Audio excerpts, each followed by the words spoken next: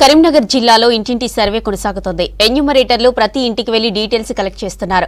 మొదటి 3 రోజులు స్టిక్కరింగ్ వేసిన సిబ్బంది నిన్నటి నుంచి వివరాలు సేకరిస్తున్నారు. ఇవాళ ఆదివారం కావడంతో ఉదయం నుంచే సర్వే చేస్తున్నారు. మొత్తం 75 ప్రశ్నలతో కూడిన వివరాలను ఇంటి యజమాని నుంచి అడిగి తెలుసుకుంటున్నారు. కరీంనగర్లో సర్వేకు సంబంధించిన మరింత సమాచారం వెంకట్ అందిస్తారు. కరీంనగర్లో జరుగుతున్న సమగ్ర సర్వేకి సంబంధించి ప్రజెంట్ మనం అంబేద్కర్ నగర్లో ఉన్నాం. అంబేద్కర్ నగర్లోని ఒక ఇంట్లో ఎన్యూమరేటర్లు తర్వాత సూపర్వైజర్ ఆధ్వర్యంలో సర్వే జరుగుతూ ఉంది. మనకు చూడొచ్చు ఇక్కడ ఒక గృహం, మనకు గుడిసె లాంటి ఒక ఇంట్లో ఒక వృద్ధురాలు ఉంది. ఆ వృద్ధురాల దగ్గర సర్వే వివరాలు సేకరించారు. ఆ సేకరించిన వివరాలు ఎట్లా ఉన్నాయి, తర్వాత వీళ్ళు ఏమడుగుతున్నారు, తర్వాత ఎట్లాంటి సందేహాలు వస్తున్నాయో తెలుసుకుందాం మనకు. అదేవిధంగా ఇప్పుడు ఈ సమగ్ర సర్వేకి సంబంధించి సూపర్వైజర్ మనతో పడినారు. తిరుపతి సార్. అయిపోయిందా ఇంటిది? ఇంటిది అయిపోయింది సార్. ఒక కుటుంబంలో ఒక పర్సన్ ఉన్నారు, అమ్మ ఒకతే ఉన్నది. అమ్మది రాసేసినాము, అయిపోయింది. సైన్ తీసుకున్నాము. ఆమె ఏం డీటెయిల్స్ మొత్తం రాసుకున్నాం. ఇల్లు ఎంత విస్తీర్ణము, బాత్రూమ్స్ ఉన్నాయా లేదా, కరెంటు సప్లై ఉందా లేదా, ఎల్పిజి గ్యాస్ గురించి కూడా మొత్తం రాసుకున్నాం సార్. ఏమన్నా డౌట్స్ ఉన్నాయా మీకు ఫారం నింపేటప్పుడు? ఫారెన్ నింపేటప్పుడు ఏం డౌట్స్ ఏం లేవు సార్. కాకపోతే ఆ కోడ్స్ గురించి చూసుకుంటూ రాసుకుంటున్నాం. డౌట్స్ ఏం లేవు సార్. కాకపోతే కొంతమంది తెలియక వాళ్ళ ల్యాండ్ ఎంత అనేది కరెక్ట్ ఎగ్జాక్ట్ తెలియక చెప్తున్నారు ఎంత ఉందని. అందరు అడిగి ఉంటారు సార్. ఆధార్ నంబర్లు పెట్టుకొని అడిగి ఉంటున్నారు. చాలా వరకు చేస్తున్నాం సార్. మీరు ఎన్యూమరేటర్ కదా, మీ డ్యూటీ ఏంది, మీరు ఏం చేస్తున్నారు? నా పేరు సంతోష్ సార్. మేము ఏంటంటే మాకు యాజ్ పర్ గవర్నమెంట్ ఇచ్చిన ఈ ప్రకారము మేము ప్రతి ఇంటికి తిరిగి వాళ్ళ యొక్క పూర్తి వివరాలు మేము తెలుసుకోవడం జరుగుతుంది. మాకు ఇచ్చినటువంటి ఈ బుక్ ప్రకారము వాళ్ళు ఏమేమి చేస్తున్నారు విత్ కోడ్తో పాటు మేము ఇలా ఫిల్ చేయడం జరుగుతుంది సార్. ఇప్పుడు ఈ పూర్తి సమాచారం వచ్చినట్టేనా? వచ్చింది సార్, వచ్చినట్టే సార్. ఓకే, నెక్స్ట్ మళ్ళీ ఇంకొక ఇంటికి వెళ్ళడం, ఇక్కడ వీళ్ళకి ఏమైనా రిసిప్ట్ ఇవ్వడం అట్లా ఏం జరుగుతుంది? లేదు సార్, వీళ్ళ సైన్ తీసుకుంటాం సార్. వీళ్ళ ఇన్ఫర్మేషన్ మొత్తం మేము తీసుకొని వాళ్ళ సైన్ తీసుకొని కుటుంబ సభ్యుల సైన్ తీసుకొని మళ్ళీ మేము కూడా ఇందులో సైన్ చేయడం జరుగుతుంది. మేము కుటుంబ యజమాని సంతకం కూడా తీసుకోవడం జరుగుతుంది సార్. నెక్స్ట్ ఇవన్నీ తీసుకెళ్ళి ఎక్కడ ఇస్తారు? మేము మా సంబంధిత కమిషనర్ మేడం దగ్గరికి ఇస్తాం సార్. ఏం పేరు మీ పేరు? లక్ష్మి అనే ఒక మహిళకు సంబంధించిన సమగ్ర కుటుంబ సర్వే, తర్వాత ఈ మహిళకు సంబంధించిన వివరాలు, ఈ ఇంటి స్టేటస్ ఏంది, తర్వాత ఇంట్లో ఏమేమి సౌకర్యాలు అన్నీ కూడా తీసుకున్నారు.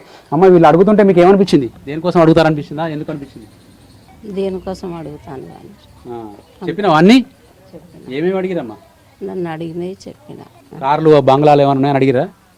అడిగాను. నాయి కాదు కదా, నా కొడుకులు నేను ఎందుకు చెప్తాను. నీ కుటుంబం వరకు నువ్వు చెప్పినావు? చెప్పిన. ఓకే. కొంతమంది స్థానికులు ఉన్నారు, వీళ్ళకు ఎన్యూమరేటర్లకు హెల్ప్ చేస్తున్నారు. ఎందుకంటే చాలా వరకు ఈ కుటుంబ అడ్రస్లు కానీ అవన్నీ దొరకట్లేదు. అమీర్ ఎట్లా ఉంది సర్వే సందర్భంగా వీళ్ళకి ఎదురవుతున్న ఇబ్బందులు ఏంది, ఈ కుటుంబ సభ్యులు ఏం చెప్తున్నారు, మీరు ఎట్లాంటి సాయం చేస్తున్నారు? అంటే ఎన్యూమరేటర్లు కొత్తగా వచ్చారు, సూపర్వైజర్లు వచ్చారు కాబట్టి వాళ్ళ డివిజన్ బౌండరీస్ కానీ వాళ్ళకు కొత్తగా డ్యూటీస్ అలాట్ చేశారు కాబట్టి వాళ్ళకి కొంచెం డౌట్స్ ఉంటాయి. కాబట్టి మాకు కూడా కొంచెం వాళ్ళకు కూడా సాయం చేయాలి కాబట్టి దగ్గరుండి చూపిస్తున్నాం. ఈ స్కానింగ్ అన్నట్టు, ఇది రాష్ట్రానికి స్కానింగ్. ఎంతమందికి అంటే లబ్ధిదారులు ఉన్నారు, గతంలో ఏమైనా వారికి ఏమైనా స్కీమ్స్ వచ్చాయా అంటే ఇది స్కానింగ్ చేయడం ద్వారా వారికి ఏమేమి ఉన్నాయో మనకి ఎట్లా తెలుస్తాయో అదేవిధంగా ఈ కులగణన చేయడం ద్వారా చాలా లాభాలు ఉన్నాయి. ఎందుకంటే గతంలో కేసీఆర్ గారు సమగ్ర కుటుంబ సర్వే చేశారు, ఆ డాటా రిలీజ్ చేయలే. కానీ రాహుల్ గాంధీ గారు, రేవంత్ రెడ్డి గారు ఏం చెప్పారంటే సమగ్ర కుటుంబ సర్వే మొత్తం కులగణన చేస్తాం, దాంతోపాటు వాళ్ళ ఆర్థిక స్థితిగతులను, మరి వారికి ఏమైనా స్కీమ్స్ వచ్చాయా, మరి వారు ఏమైనా వాళ్ళకి ఏమైనా లాభం జరిగిందా లేదా అని కులాల వారిగా ఏ కులం వారు ఉన్నారో ఆ డాటా చెప్తే కూడా భవిష్యత్తులో వాళ్ళకి ఏమేమైనా స్కీమ్స్ వర్తింపజేయచ్చా.